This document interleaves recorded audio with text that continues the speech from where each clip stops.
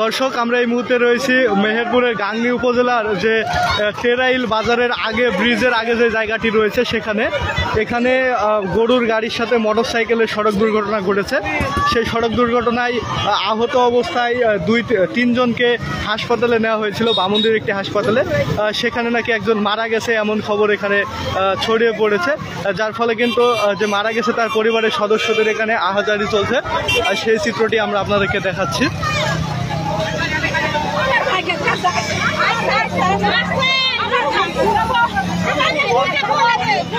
এটি হচ্ছে মেহেরপুর কুষ্টিয়া আঞ্চলিক মহাসড়কের যে টেরাইল নামক জায়গা রয়েছে, টেরাইল ব্রিজের আগেই কিন্তু এখানে এই সড়ক দুর্ঘটনাটি ঘটেছিল।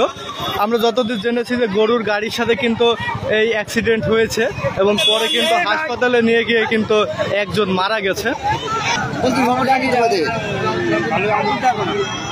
যে মারা গেছে তার নাম কি? মন্টু। ওর বাপের নাম কি? কির সাথে কি অ্যাক্সিডেন্ট হয়েছে? আচ্ছা আচ্ছা।